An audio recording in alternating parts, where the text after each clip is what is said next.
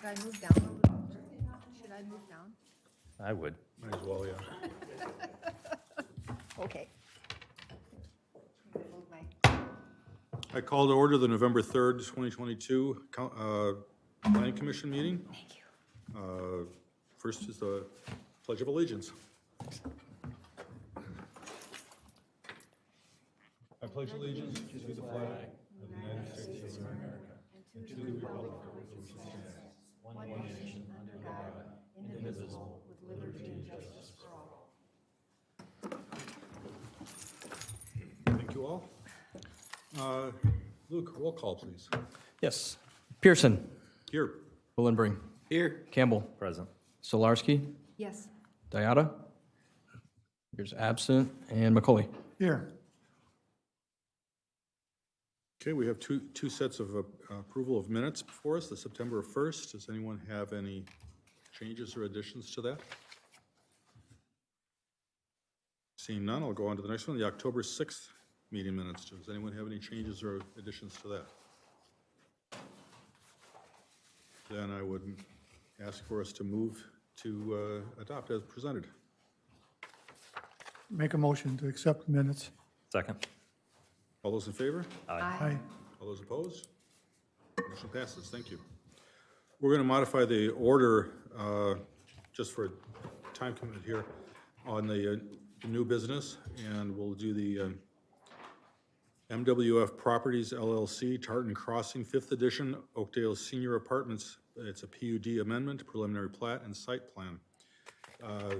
The agenda shows there's a public hearing, but this is not actually a public hearing, but anyone in the audience who wishes to make comment will be allowed to with no issues. So, Luke, your report, please. Real quick, though, do we need to vote to modify the agenda? I don't know. Mr. Chair, do you feel that it would be appropriate? If we follow the strict understanding of Robert's rules, yes, we would have to. Okay. Then I'll make a motion that we modify the agenda as. Second. All those in favor? Aye. Any opposed? Thank you very much. So, back to you, Luke. Thank you. So this first request, as the chair mentioned, this is not a public hearing. The location of this request here, if you can see the screen here, just want to point out a few things. I-694, 10th Street, and this property is east of Hadley Avenue. It doesn't have frontage onto Hadley Avenue. One landmark that most folks would be familiar with is the Hy-Vee. This is immediately north of the Hy-Vee. So this property is located within the Tartan Crossing Planned Unit Development, so the PUD. It's a vacant parcel, as you can see, just a little over 10 acres. And the purpose for this development is to construct a 168-unit senior living apartment building, which has an affordable component to it. And the developer reports that the units would be affordable with household incomes averaging 60% of the area median income. The request involves a PUD amendment, a preliminary plat, and a site plan request. A bit of background on the site. The city's comp plan guides this area for mixed use, which includes residential development. It was rezoned to the Tartan Crossing PUD back in 2013.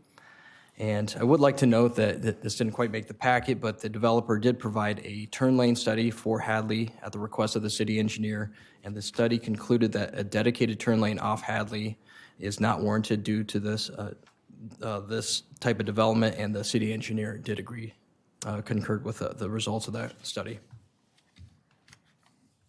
So here's a look at the plat. So the request is to subdivide the property into two parcels. Lot 1, as you can see here on the southwest portion of this parcel, would contain the apartment building and its associated infrastructure. And then the rest of the property would be platted as Outlot A, which would contain delineated wetland along with the required buffers for it. Also with Outlot A, that would be covered by a drainage and utility easement over the entirety of that parcel. The applicant is requesting two PUD deviations from the Tartan Crossing PUD. The first one is to allow additional dwelling units, more specifically senior living multifamily dwelling units in the PUD area, because the original PUD only allowed for 120 units, and that has already been utilized by the Waters Senior Living, which is right next to the site. And the second PUD being requested is to reduce the rear and side yard setbacks all the way down from 25 to 11 feet due to the required platting requirements of the wetland as an outlot. And staff is supportive of the two PUD deviations as noted in the staff report. So here is a look at the site plan. It might be a little difficult to see here, but where my cursor is the future apartment building, and then here is the future drive, along with surface parking, as you can see there. I would like to highlight a few things on this site plan. The new driveway would be here through the American National Bank property, and there's an existing easement in place. So that would be the access for this property. The internal road, the drive system, that has been deemed to be sufficient for EMS, in particular fire trucks, to be able to ingress and egress out of the site. For surface parking, it would include 109 surface parking spaces and then an additional 123 underground spaces, and the entrance here to the building for that parking is where my cursor is. So a total of 232 parking spaces, and this exceeds, or I should say it meets the parking requirements. It's actually a little bit on the higher end, so the parking requirements, those have been met. For stormwater provisions, there will be an infiltration basin here on the west side where my cursor is, and then there's also an underground stormwater system below the surface parking where my cursor is. The developer must obtain the proper permits and approvals from the watershed district for the stormwater provisions. Site amenities for this development would include a dog run area where the cursor is, a patio area, a community room, a library, a fitness center, and then there's also a sidewalk system that is around the building, and it also goes through the parking and the drive area.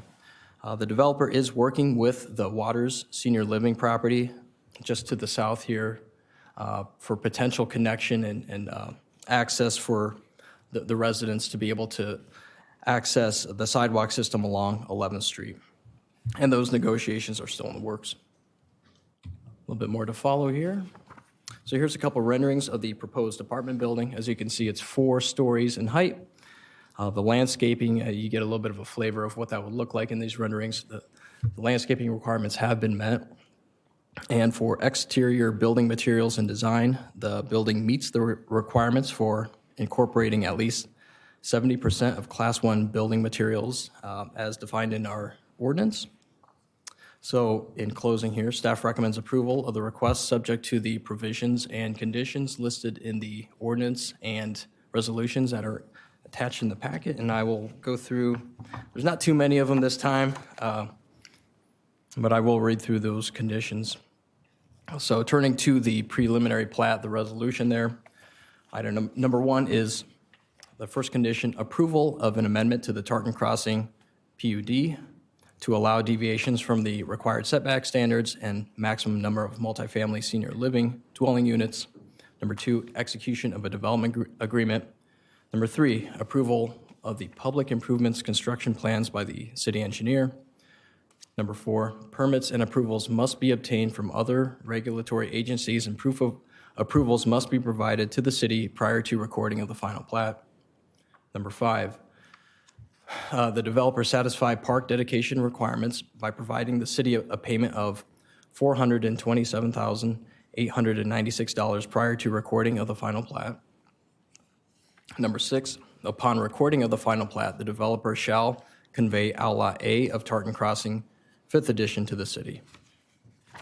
And then moving on to the site plan resolution, there's just a handful of additional conditions there.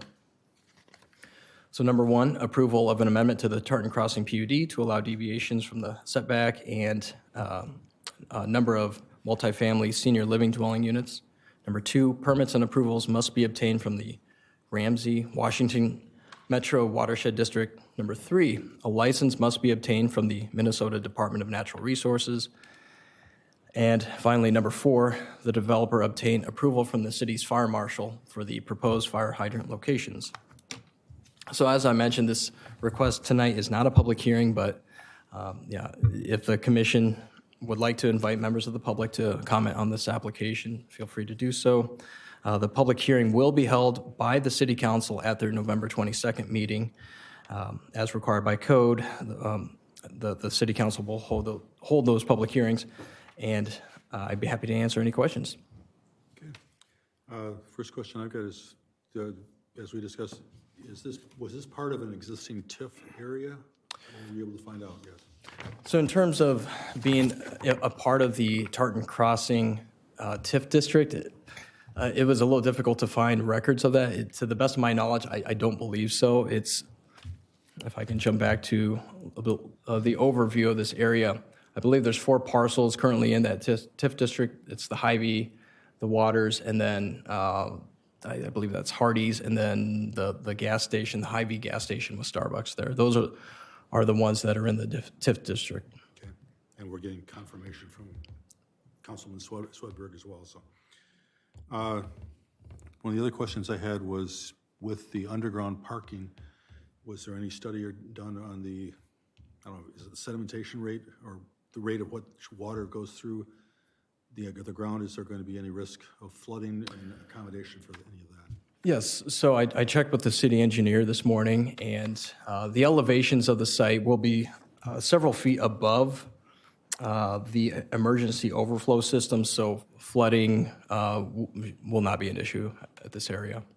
In fact, if there is significant flooding, 694 would be inundated before this property, before the development would be. Okay, and then the last one I had was, there was some confusion that I saw in the documents, and I wanted just to have that clarified. That they were talking about a walkway around the, what sounded like around the entire region in Outlot A, but it's around the building, not around the wetlands. Is that correct? That's correct. Yep, the sidewalk system, if you can follow my cursor there, it's fully within the proposed Lot 1 and around the building, so it wouldn't extend into the outlot. Okay. Okay, open up for any other questions? Just to clarify, is that what they were talking about, the path around the wetland? Is that in addition to the sidewalk, or is that? No. It doesn't. They are both the same, because I had the same question. That was what I wanted to clarify, was that it wasn't around the, as described there, it was just around the building, bordering the wetlands. I do have a question. So it's regarding the park dedication. As I read the statute, the city has the authority to require them to give land, but I don't interpret this as we have the authority to make them give us cash instead. They can choose to give us cash, but we can only require them to give land. Am I interpreting that correctly? No, the subdivision chapter, chapter 21, that gives us the authority, and statutorily, we have the authority, the city does, to request park dedication be a payment in cash. So I would ask that if that's the case, we just staff, city attorney, look at this language and potentially amend it, because again, as I read it and interpret it, we can require them to give us land, and the city can choose to accept an equivalent amount in cash, which to me means the developer can say, well, I'm not going to give you land, but I'll give you money for it instead. So I think there's some clarity, if that's our intention, Okay. that we probably need to clean that up.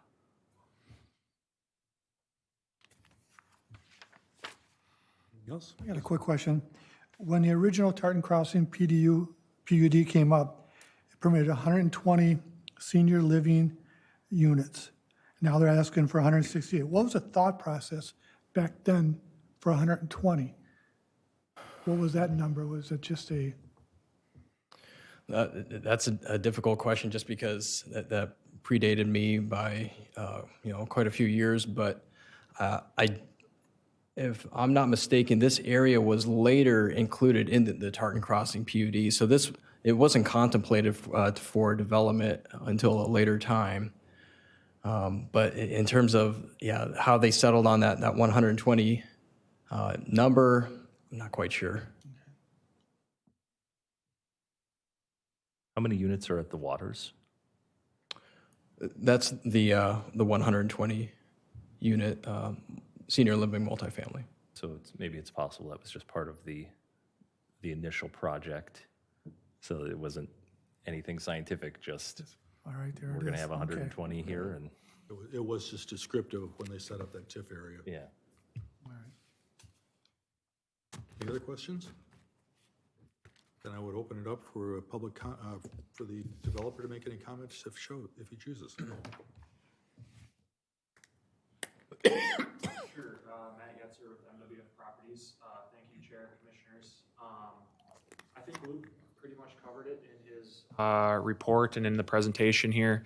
We're excited about the opportunity. We've been looking for an opportunity in Oakdale for a number of years, have a lot of experience in Washington County.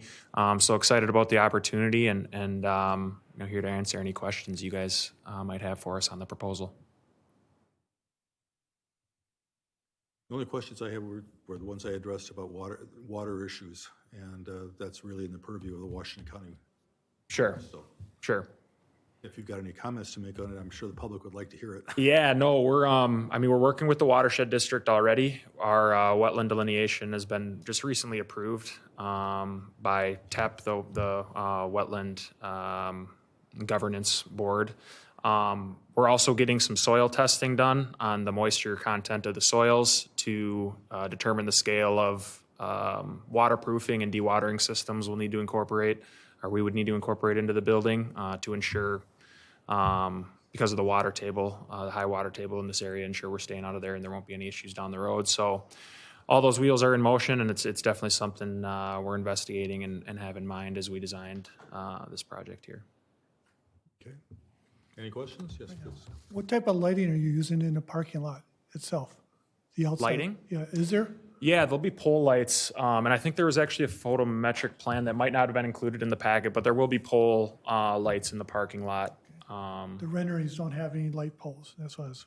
Yeah. So those renderings are supposed to be representations, but they don't. They don't. It's not pretty when you put the light poles in. No, that doesn't make it look as pretty. Exactly. Well, with the lighting, how does that affect the housing just south of that? Was it the Waters or what's that?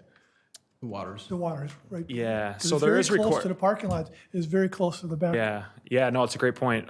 So there is a requirement that you can't, and I'm no expert on this, on the engineering behind this, but you can't have the light extend beyond your property line.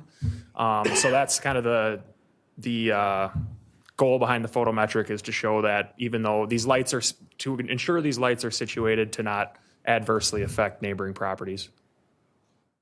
Okay. That's the subject of, on page 5.8, site lighting. And though it doesn't say it, the photometric plans, I think it's a half a lumen at the border of the property. Yes. All right. I have two questions. So 100% of the units are affordable, Yep, correct? Okay. correct. And then is there a particular reason the entrance to the garage is on the far side of the building versus just kind of closer to Yeah. the driveway? That is, we actually looked at a couple different variations of a site plan, one with the entrance on the other side, just due to how the grades worked out on the site. That's kind of, so it goes pretty steep downhill from the Waters, and then there's another drop off on the north side. So just how the grades work to be able to help us utilize those natural grades as much as possible. That was our civil engineer's opinion was that was the best, most efficient way to enter the underground garage. Okay. And then I lied, I have one more question. I'm still, are we correct in that the path that you're proposing is just around the building, or you were intending potentially to add a larger path around Yeah. the wetlands proper that you would dedicate to the city. Sure. Yeah, no, the path that we're proposing would be just around the building. We're actually not allowed to develop any permanent structure, even a walking path within the wetland. So we're completely avoiding the wetland. There'll be no permanent structure within the wetland. It will just be around the building, but a site amenity. We'll have some benches and things out there for residents to enjoy the view and that. So just around the building. How is the height of this building going to affect like the sight lines from the waters? Yeah, so the waters is about 10 feet higher at ground level than what our project will be. And our project is about 45-ish feet in height. So it will have an impact, but because of the height difference, it won't look like a big 4-story building right up against the waters, like you might imagine. So that helps a little bit. But there will be, obviously any development there is going to impact the sight lines that are currently there. And I actually met this week with the administrator and a couple members of the leadership team of the waters to try to kind of figure out a way that we can help be good neighbors there and work together to make that a little more cohesive. And so they're aware of our proposal, and we're in discussions with them on how we can make things a little more cohesive as possible over there.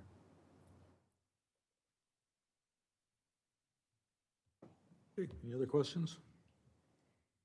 Thank you very much. Thank you. And while this is not a public hearing as before, I'd say offer anybody who's in attendance, and since there's none, I don't think we'll have any, to speak at this moment. So I guess we proceed to the final step. Is there any discussion amongst the commission? Then I look for a motion find the motion again. Page 5. I'll make the motion to recommend approval of the PUD amendment, preliminary plat, and site plan for Oakdale Senior Apartments, Tartan Crossing, 5th edition. Second. All those in favor? Aye. All those opposed? Motion passes. Thank you very much. The next thing would be the public hearing on the 2040 Comprehensive Plan amendments. Luke? Actually, I will hand this over to Andy for the presentation.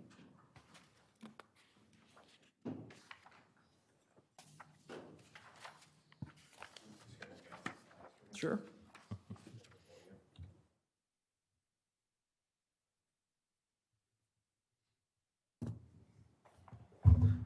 Good evening, Planning Commission members.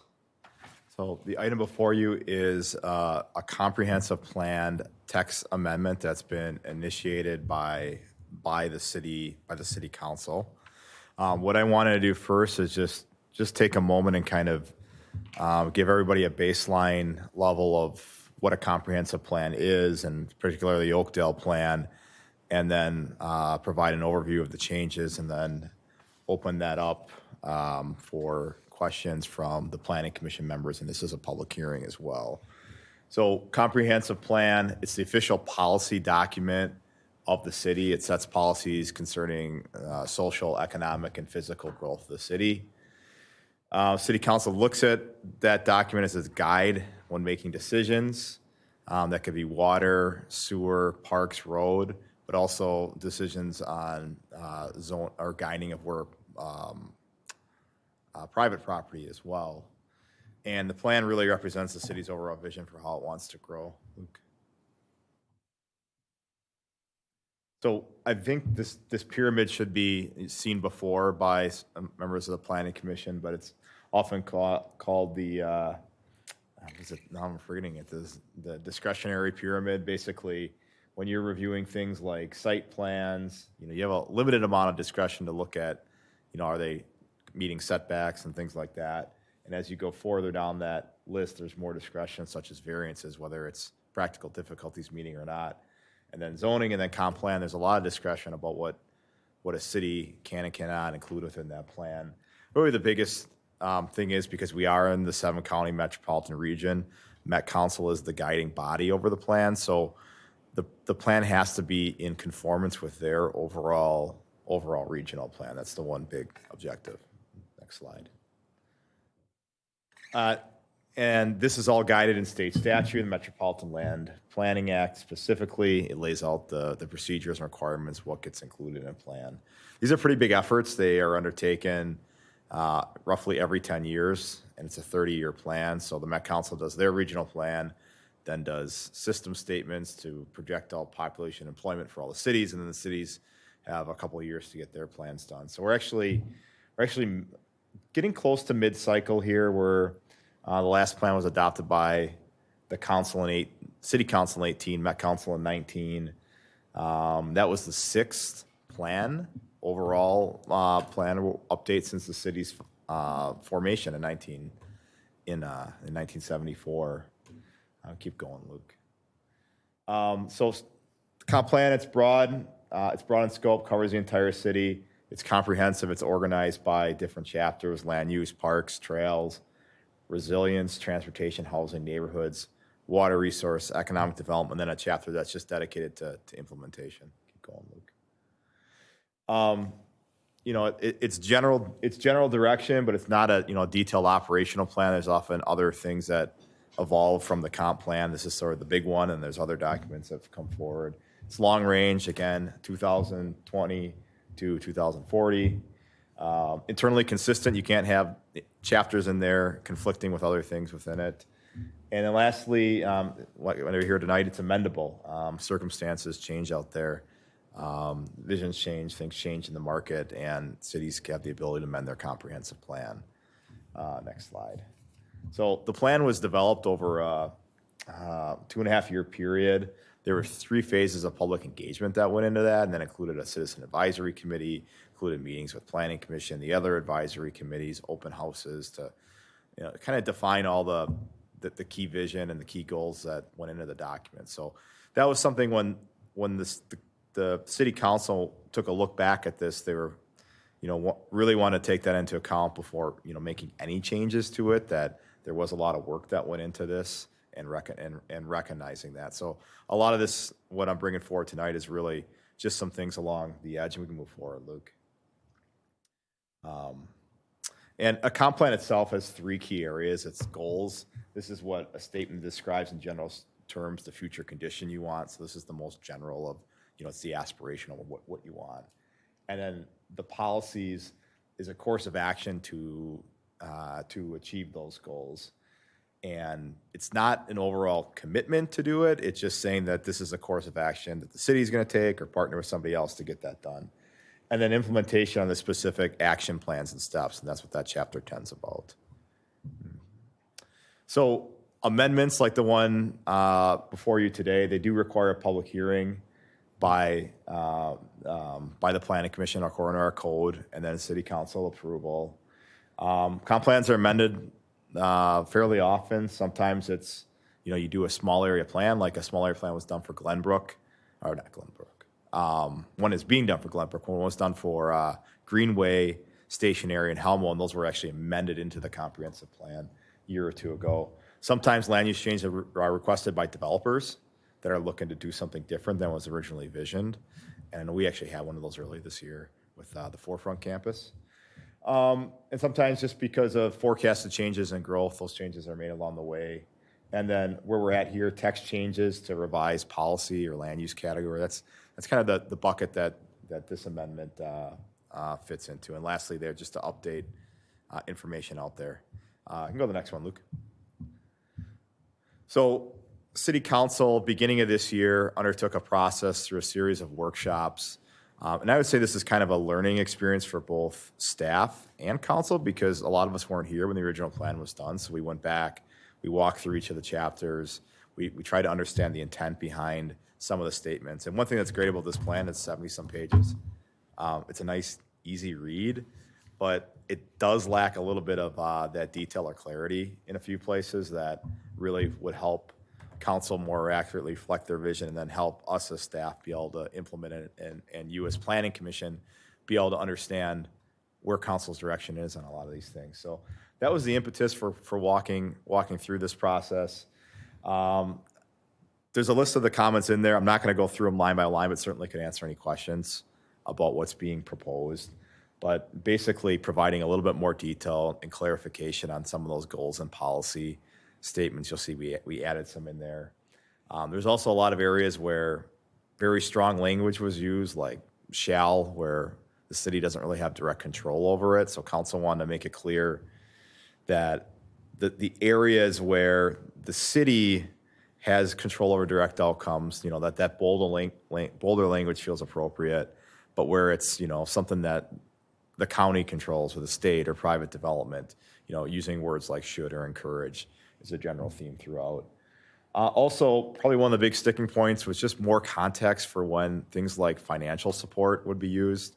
There wasn't a lot of clarity in the plan, so we included some references to things like the but-for test, so which means that before anybody can get a subsidy for a project, they have to be able to prove that the project would not happen without that subsidy. So things like that we were able to add into the text to provide more clarity, more comfort, and to be able to interpret finally on that last one, the intent of the current council, which some were on it before. There has been change. It's a different council. So I want to make sure that this has the current council's voice and lens in it as well. And probably the last thing to note is the amendment process itself. So the code requires a public hearing, planning commission. Next thing it would do is go to city council. Then Met Council has to actually approve this. Typically they have an adjacent jurisdiction review, but we've been coordinating with them along the ways, and actually they're really receptive to the city council going through this effort and sort of redefining or reaffirming their vision in a lot of areas and approaches. So we've got positive feedback thus far. We think that adjacent jurisdiction review is going to get waived, but we'll send it over to them once we get that approval for that confirmation. So that's all I had in the presentation. I'm happy to, I think that's all I had. Do I have another one, Luke? Oh, that's all I had. So I'm happy to answer any questions. Thank you, Andy. I guess the first question I would have, given the intent of the 20-year plan, these are basically high-level goals, not necessarily implementation pieces, right? So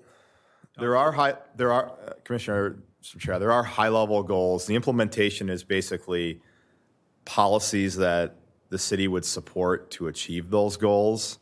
What it does lack, as you start to add it up, there's, a dozen or more goals and 30, 40 policies. It doesn't start to get into what's the priorities, what's the work plan type of thing. So that's that next layer of drill down. But it does set that overall kind of vision. Yeah. The reason I ask is because on your goal 4, policy 9, on your second page of the changes, support the addition of a pedestrian walkway adjacent to the 40th Street Bridge over I-694.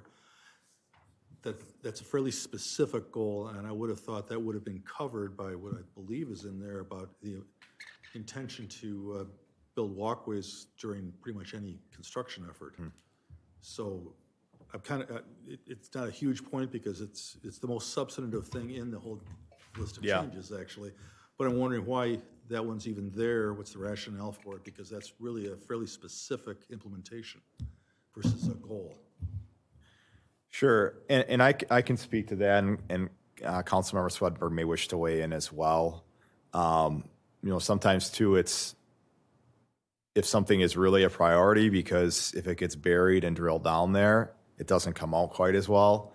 But this was one thing going through the update process that council had brought up as a priority with Willowbrook going in to get a pedestrian crossing done and out there. And I do believe that's going to be a key piece of our legislative strategy as well, and being able to have it in the comp plan and being able to have it directly listed there gives it a little bit more weight. So I think that's the intention why it was raised to a goal level, was the prioritization. Councilmember? I would agree. That's what we decided. Okay. That explains it then. Thank you. Any questions for anyone else? I have a question. Chapter 3, Goal 2, Policy 2. It's on, I don't know what page it is. Encourage and or partner with private utilities to bury overhead power lines. I'm curious, do we not have a requirement that developers bury adjacent or overhead lines if they're doing a development there. And I only ask because I know on most of my projects, now this is out west, but if there's overhead lines, the city requires us to work with the utility. We pay for it and bury those lines. Yes, and I'm scrolling in my, give me one moment here just to pull up before I jump at it. So this is on transportation, right? Yeah, it's on page 3. Gotcha. Yeah, I believe that goal 2, if you back it up, is related to 120 in particular, and that is where the encourage language came in because it's not a city road piece of it, and it's on the border. I would have to get back to you on our policy on burying private utilities. I think it is the desire to get those buried where we can, but obviously there's some pretty big, power line things in the city. You can't do it lot by lot. It's got to be a whole roadway project to get it buried to that level. And Luke, if you've got any more insight on that at all? Yeah, as a private utility, I don't know how much, I guess, leverage that the city would have when we get into those projects. Yeah, and again, I've not developed here. All my development is out west, but it's the cities that I work with don't require the public utility to do it. It's putting the onus on the developer that as part of this redevelopment, as part of this project, you have to work with the public utility and bury those overhead lines. With the projects that I've worked on so far, just a handful of them, we haven't made that a requirement in the development agreements.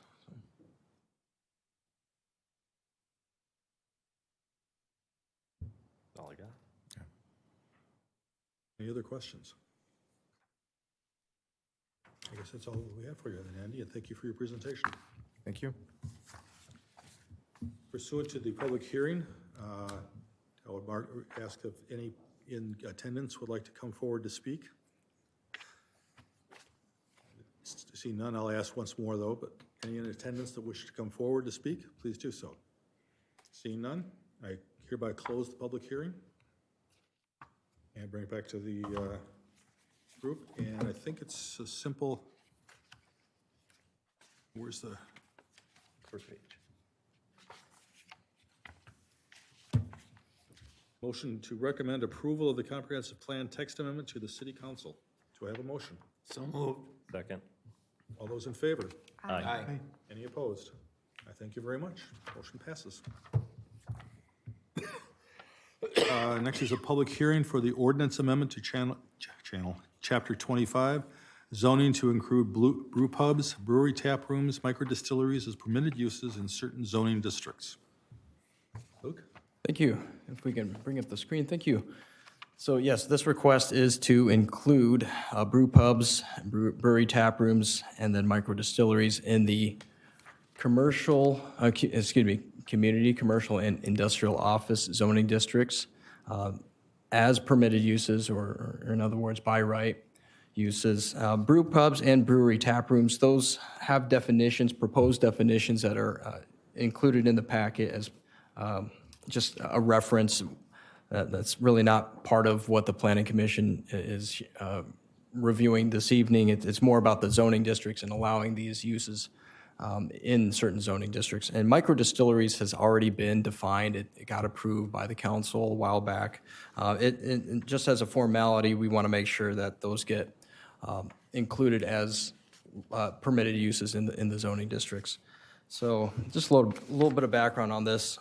So in response to recent interest from a company that's been looking to establish a brewery in Oakdale, staff met with the city council at their October 11th workshop to obtain direction on this request. And the council directed staff to prepare amendments to the city's ordinance to, number one, define and license brew pubs and brewery tap rooms. And then number two, allow them, along with microdistilleries, to operate in the C2 and IO zoning districts. And this is the route that the council preferred versus requiring a conditional use permit for these types of uses. A bit of a separate issue, though. I would like to note that if a brew pub, tap room, microdistillery has outdoor amenities such as outdoor games, those uses would be reviewed as part of the site plan for the development. So here's a map showing the C2 and IO zoning districts throughout Oakdale, just to give you an idea of where these types of uses can be located. So the teal parcels, that is the C2, community commercial, and then the pink parcels are the industrial office. So as you can see, those are properties along major streets, roads throughout the city. There would also be a few PUDs, like the Tartan Crossing PUD, that would be likely eligible for these uses, but staff would have to look at each PUD on a case-by-case basis to determine if the use is allowed based on the underlying zoning district for the PUD. And with that, I'd be happy to answer any questions. Okay, thank you. The only question I've got is on your first introduction paragraph. It mentions the stage for music. And in that area, there's no, I don't think within 100 feet there's any residential areas. I think it's mostly businesses. But in general, because we're amending the ordinance, what is the requirement for something like a brew pub for noise ordinance? So, yeah, we discussed that one with council and internally as staff. It really depends on what that looks like. At the very least, if they're proposing outdoor infrastructure there, it's going to be a site plan. We do have a noise ordinance. It might be subject to a special event permit, which is likely the route, if it's going to be a large venue. But yeah, we do have some mechanisms to permit those types of events. Yeah, I would think for a brew pub that every time they have a band in would not be they'd be asking you for approval every week, which might not be what you really want. But I'm just looking for, in general, what is their requirements for sound ordinance to keep it below what level? Because outside of this area, if they put it somewhere near a residential area, that would become much more important. And there's no guidance in the ordinance about that. Yeah, we would fall back on our noise ordinance and just working with the police department if it is a nuisance type situation. The noise ordinance is a little bit vague, but it's something that we could rely on if the noise is an issue and we get complaints about that. I think being in the industry a little bit, when you're having brew pubs and stuff like that, when they have outdoor facilities, generally they're not for full-on bands. They usually bring in a duo or a trio. Generally, they're acoustic with some small amplification. So it's generally not going to be, I think it's more just having the area set up for it. But, the bigger ones, you're probably going to need to deal with noise variances. But for the normal run-of-the-mill, it's generally going to be very contained. Okay. Anyone else have any comments or questions? Samples would have made this deliberation a lot better. I think the ordinance does call out a decibel rating, but most people wouldn't understand what that level is. I do. You and I are probably the only two.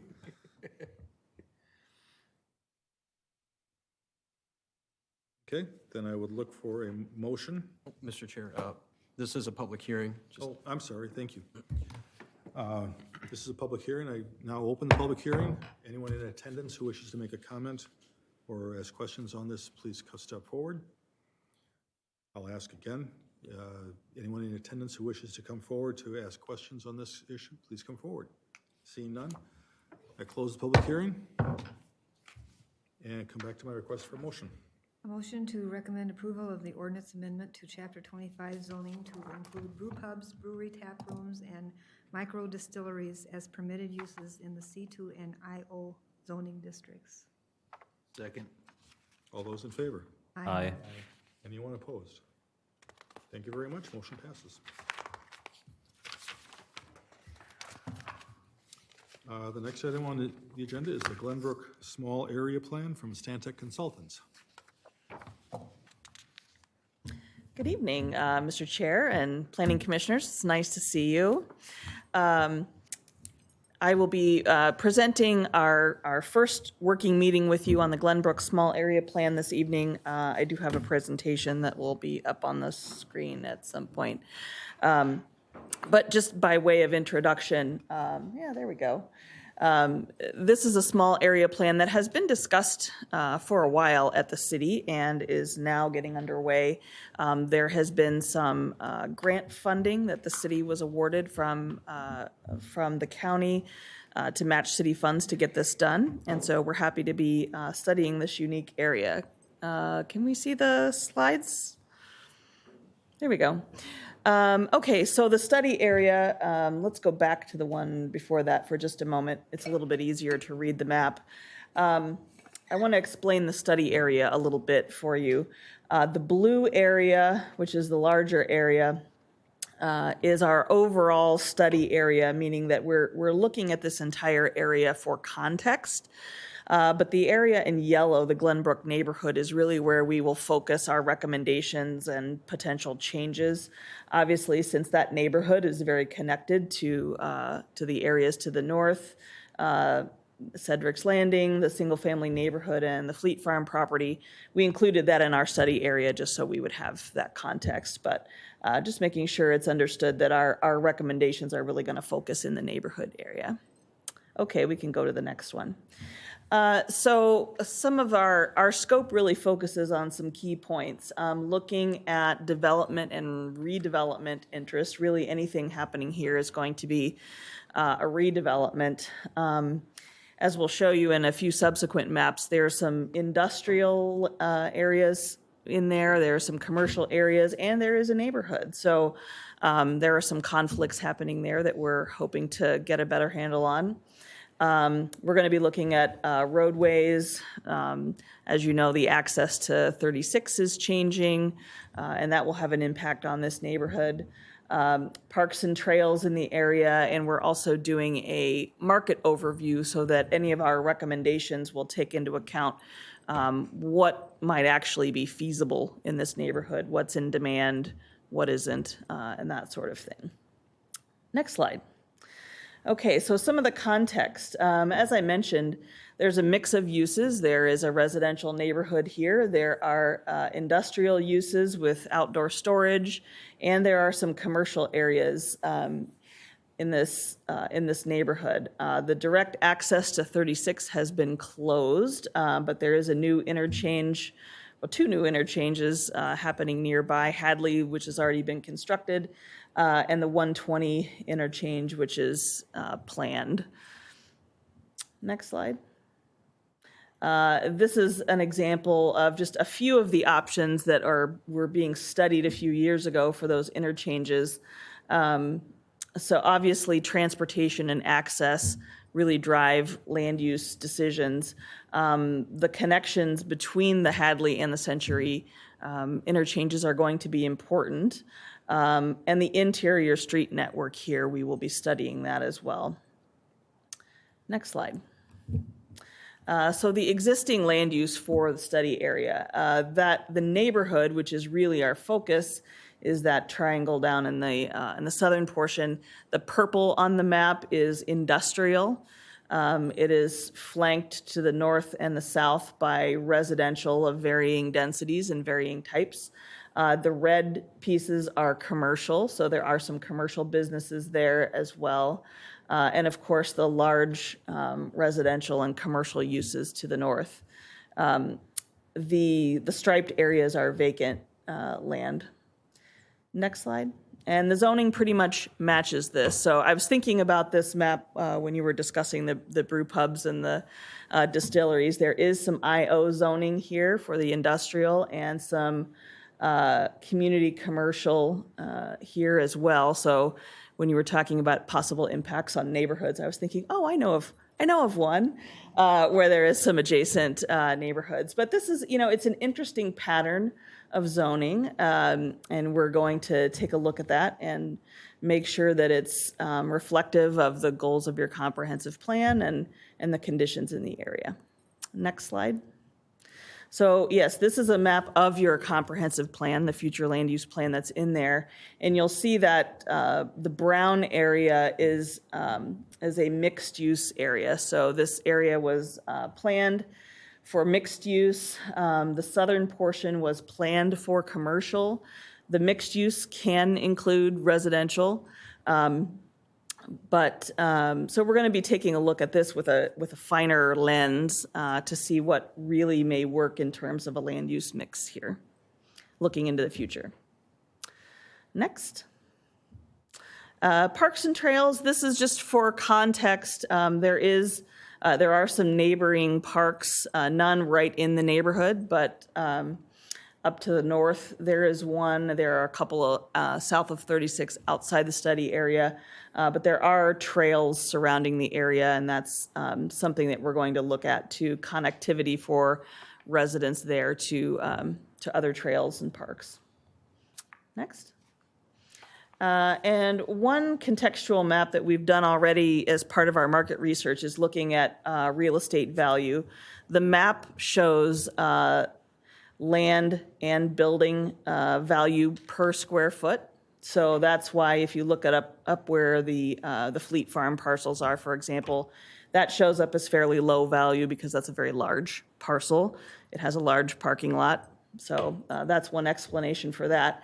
But the parcels down in the neighborhood, you'll notice that the residential parcels, and particularly the multifamily residential parcels, the darker ones are higher value. You can see that in the single-family neighborhood just north of our triangle. The industrial properties in general are some of the lowest per square foot in that area. So this gives us some clues about where there may be opportunities for redevelopment in the future. Next, please. Okay, so to explain the study a little bit, we have worked out a timeline of about 8 to 9 months for getting this done. Our phase 1 is our background research, which we are working on right now in meeting with City Council, meeting with you, and we are going to be doing some stakeholder engagement right after Thanksgiving, I think is what we settled on, to talk to the residents of the area as well as property owners and business owners, just to get a handle on what the issues are and what are the problems that we're trying to solve here. The next phase will be creating goals. And so after we get all of that input, we will be creating some draft goals and running those again by the stakeholders, by you all, and by the City Council. Phase 3 is where we will prepare some alternatives for what this area may look like in the future. We'll discuss those with city boards and commissions, with City Council, and with the public to get some thoughts on what they think of the alternatives.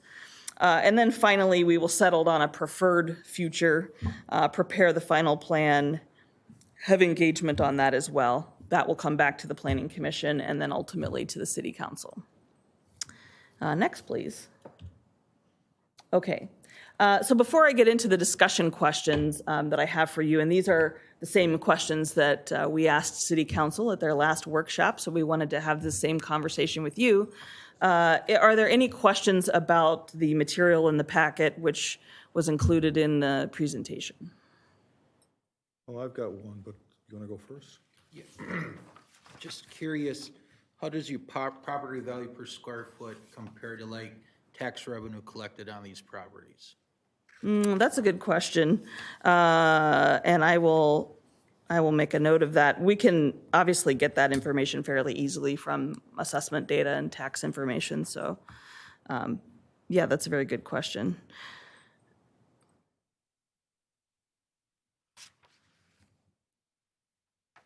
Okay, my question relates to the chart you show of the different phases and Sure.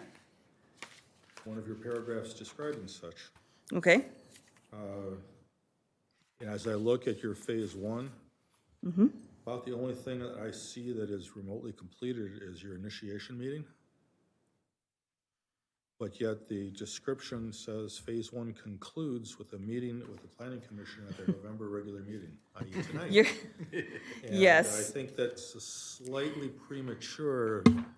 You're, yes, you're correct. Originally, when we laid out the scope, we were planning on having our engagement with the stakeholders in the area done before we came to you. Because of the timing and elections and other priorities, we have moved the engagement later, so Phase 1 will not be ending until after we get all of that done. Okay, that, Good question. Yes. you're asking for goals, and one of them is, I know people that have been affected by the gold line. And I know people that will be affected by what you're doing here, considering here. And one of the main things that's important for both the people there and I think for the community at large is a lot of them are business owners that have been in the community for longer than I've been here, and I've been here longer than most everybody here in the room. Buying the facility and from them so that they can move to another facility doesn't necessarily help them. They can't rent anywhere else at the same rate and their business goes out, which is what's happened to a friend of mine down in the Gold Line. His business, we had his goodbye party last week.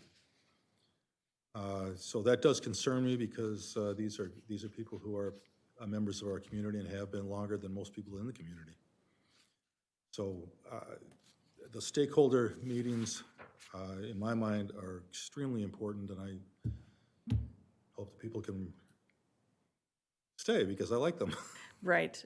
Yeah, and just a little bit of extra information about that. We're planning on, and we've prepared individual letters to all of the business owners and the property owners down there to invite them. We're going to have a separate meeting for business owners than we do for residents for obvious reasons. But yeah, we're going to hold two meetings at 2 different times during the day so that we can hopefully get them while they have time out of their busy days. So yes, we're hoping to hear from as many of them as possible.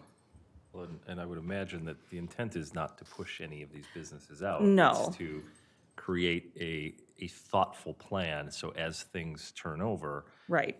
You know, we can, it's like I tell people all the time, you know, we have to be thoughtful about what we do. And if we don't have something like this, then we redevelop an acre here and we redevelop 3 acres over there, and it's just a hodgepodge. So Right. I think your point is well taken, you know, but the goal is not to push them out. Right, exactly.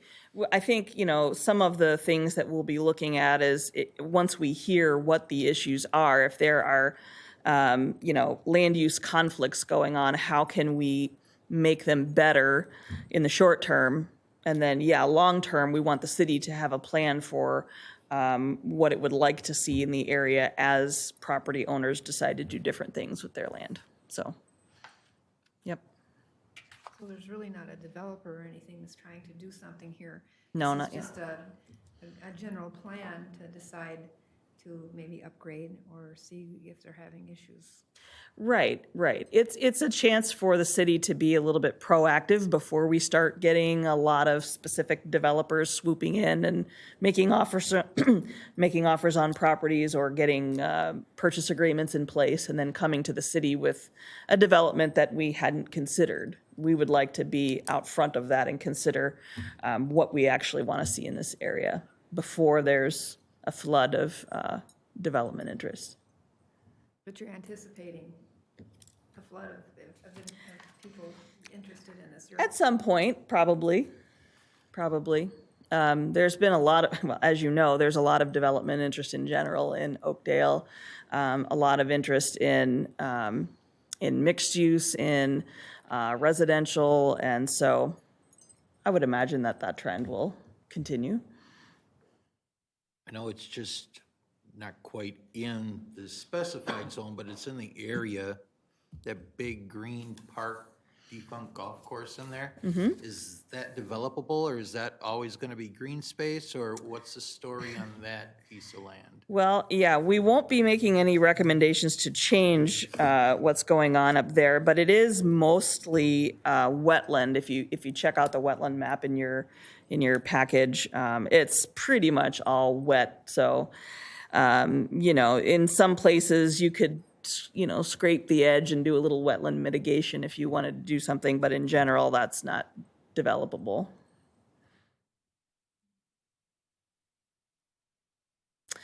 So, yeah, go ahead.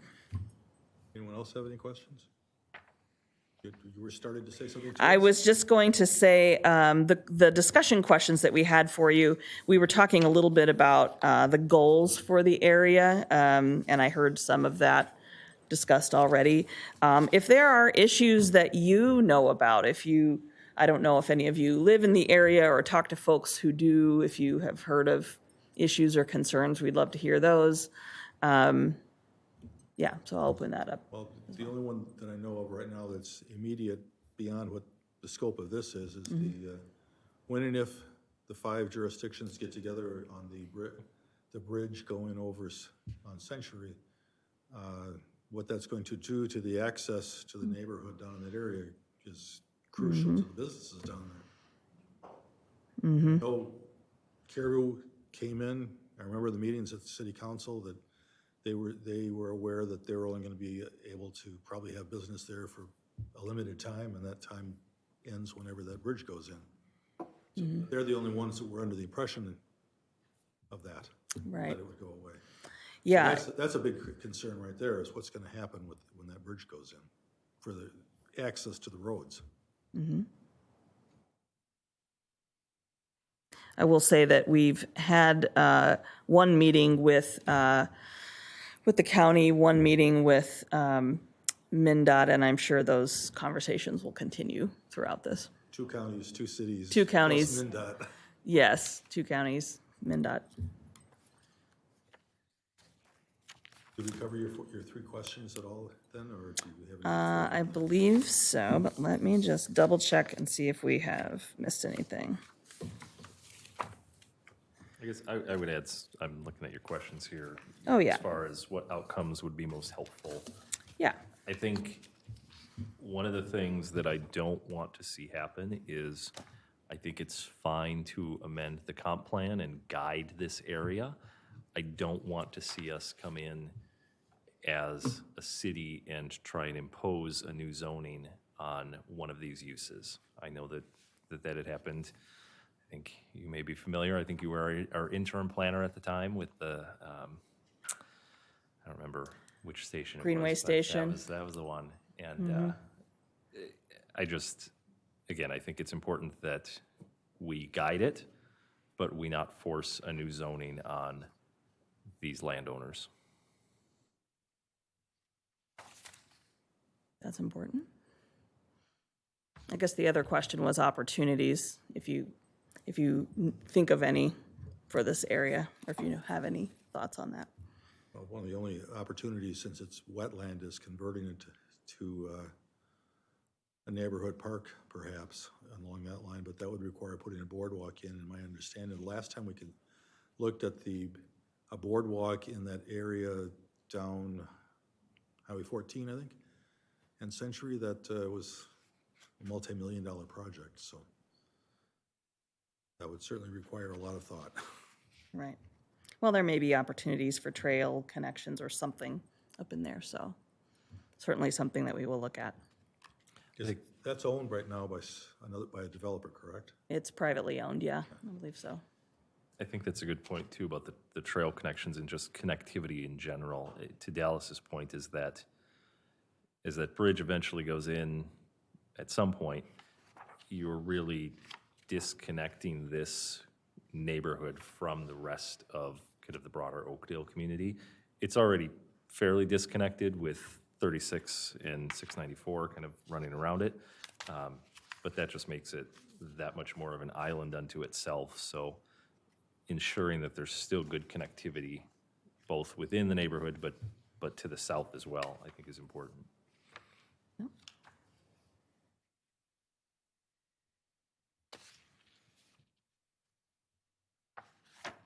The only other point, you made some comment about the access from 36 to those areas has been closed. There was a turnoff in the westbound lane from 36 to go onto 50th Street I haven't been there in a week, but last I knew it was still open. That's still open. Yeah. Okay, I live by that, so. okay. The westbound turn access is onto The 50th. only access that's not, well, there was an access for the construction company as well, but I don't know if that's still there. The one that's down from the access point, gravel, in one area, and then the other one was the fireplace company.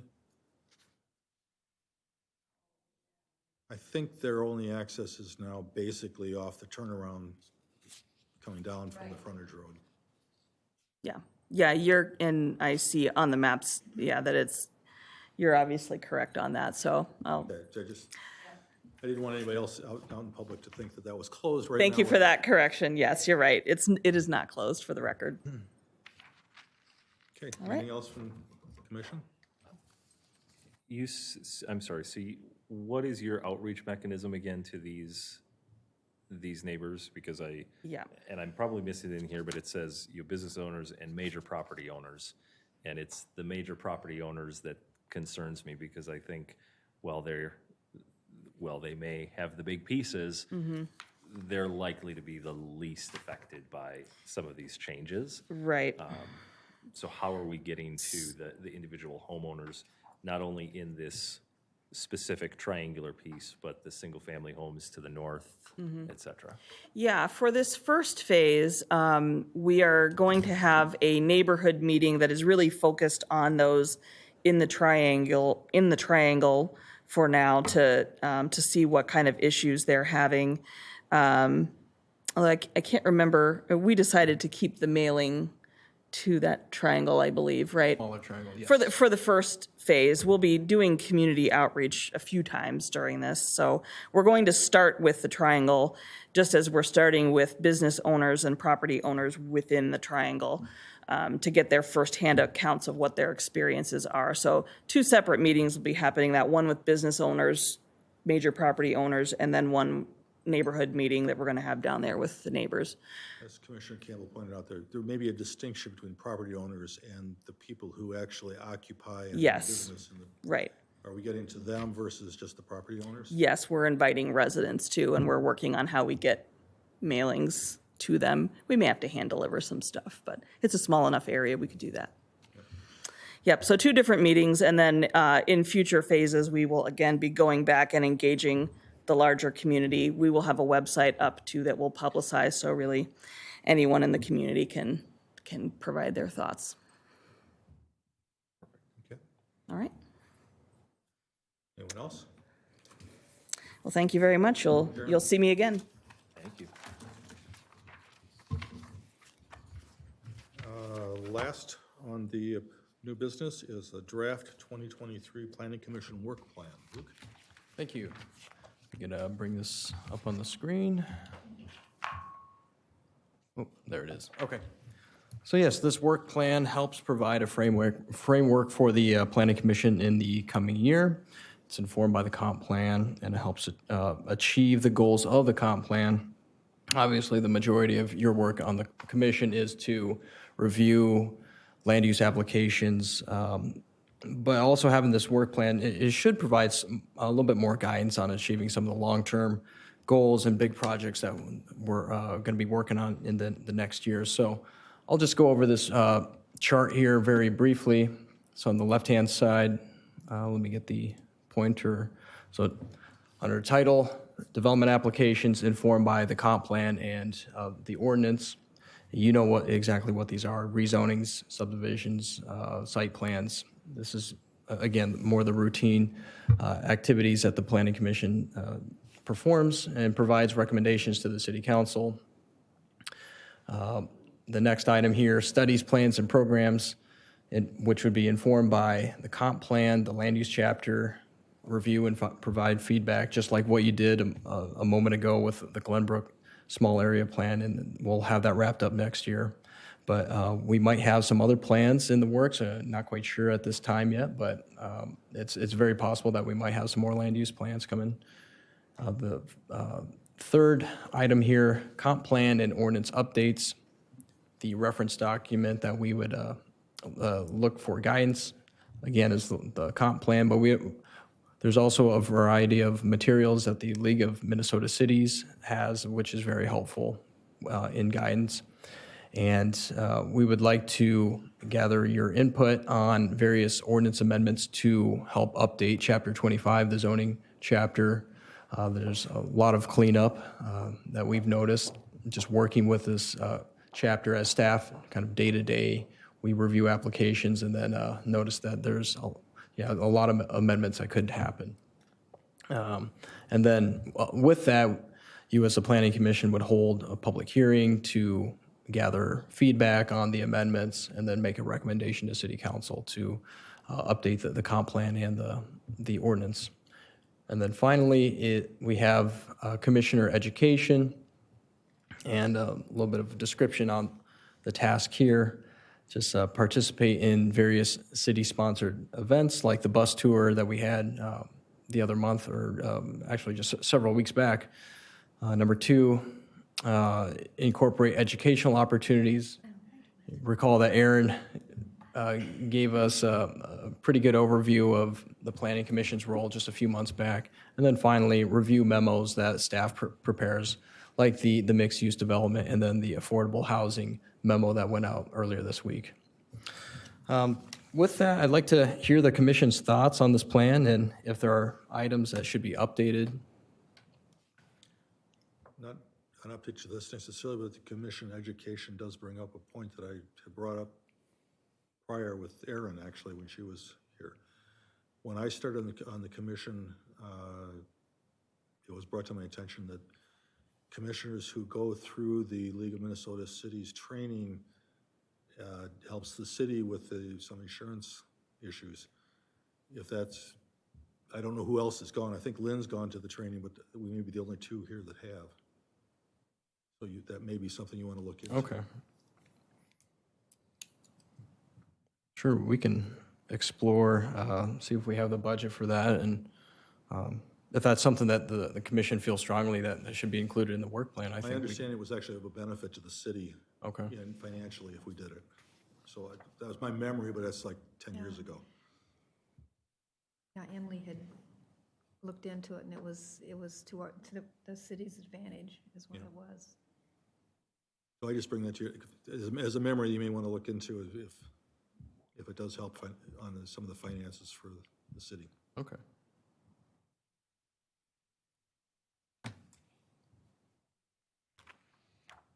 No comments from me. Not for anyone else? So I guess for next steps, if the commission would want to adopt this plan, we could do so at the December meeting, or I guess if you're comfortable adopting it tonight, you could do that as well. You had nothing in the memo about that, but we can if you would choose, I guess. So would you want to formulate a motion for what you want from us on that? If that's what you as a commission feel comfortable with. Okay, let me try and word it as, put forth a motion to adopt the draft 2023 Planning Commission work plan into the work plan for the Planning Commission. So moved. Second. Second, all those in favor? Aye. Any opposed? Motion passes. Got a bonus one tonight. And not last, but close, planning development update from Luke. Thank you. A couple updates here. We have 2 site plans. It's actually the same property that submitted a request, so we will have a December meeting. I believe at this time that's the only item on the December agenda. And then the other item, like I mentioned, there is that informational memo on the affordable housing that went out this week. Please review it if you have a moment, and I can try to answer any questions if you have about that topic. Is that publicly available on the website, or is that just in memoranda right now for? It's the latter, yep. Okay. So just got sent to the Planning Commission, a few staff members, City Council. Okay. Anyone else have any questions for Luke on that? Councilmember Swedberg, do you have anything for us? Been a long meeting, I know. So, Andy's going to have to close his ears because I'm going to do something similar what I did to the OACC luncheon today that I attended. I filled in for the mayor since he couldn't be there. So I gave the update, the Oakdale update. I just want to give an update on our BREA, our Business Retention, Expansion, and Traction Program. I've talked about that. We've done 7 visits so far. I've participated in 2 of them. One of the last ones I did was the Hampton Inn and Suites, which we did October 17th. And it's very good that we're doing this. We're getting a lot of good feedback from the businesses. We're getting what's important to them. And one thing the Hampton guy liked was when he found out about the Gold Line, is he was very excited about that because from St. Paul to Woodbury, the 10 miles, it will connect everything. He gets a lot of workers from St. Paul, so he was excited to hear about that. So that's a good thing. So we're learning a lot by doing these. There was a ribbon cutting this past Monday to celebrate the opening of the County Highway 13 Ideal Avenue between Lake Elmo and Oakdale. And it was in partnership with Washington County, Oakdale, and Lake Elmo. And Stan was there, and myself, the mayor, and Chris was there. So, and a lot of Lake Elmo people were also there. So it was nice to see it. If you haven't driven it, I suggest you go by and drive it. It's really nice and open there. So super.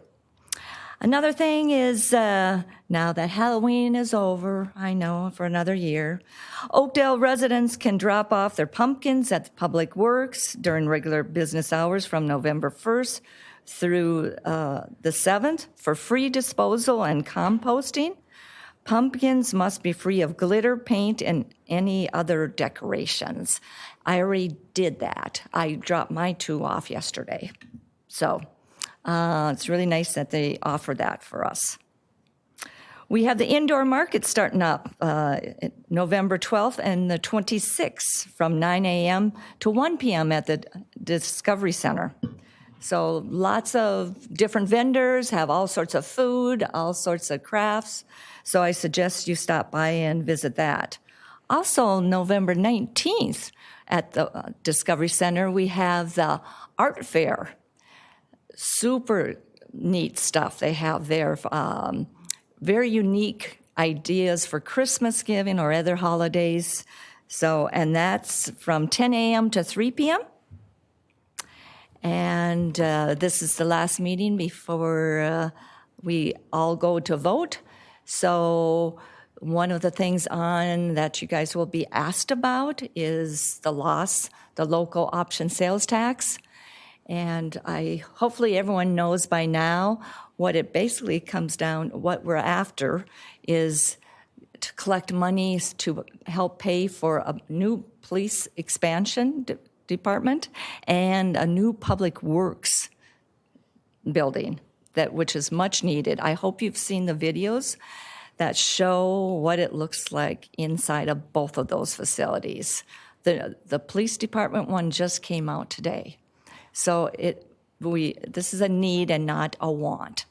And it really comes down to, if you think about it, this is the best way to go about collecting this money because it's shared by people that just come to Oakdale to buy, go to Marcus Theaters, go to our restaurants, go to Fleet Farm, Menards.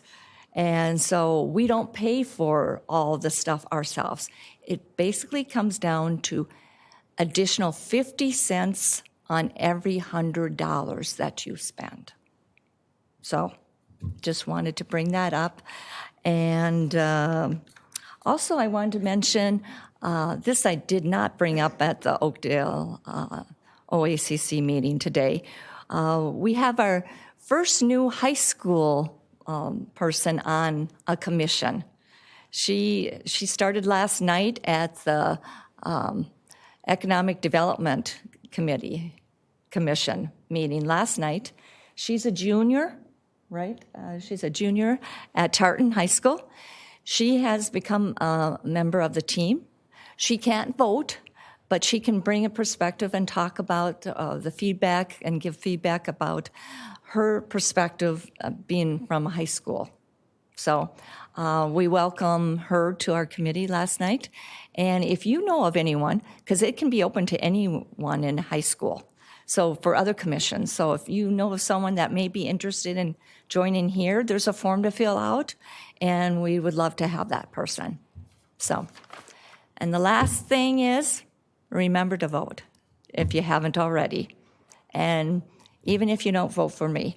So, but just to let you know, you can vote for 2 people for city council. Okay? So anyway, any questions? I know it's been a long meeting. Thanks for hanging in there, you guys. Okay? Thank you. Thank you very much, Colleen. That brings us to adjournment. Move to adjourn? Second. All those in favor? Aye. Any opposed? I think not. Thank you very much. Meeting is closed.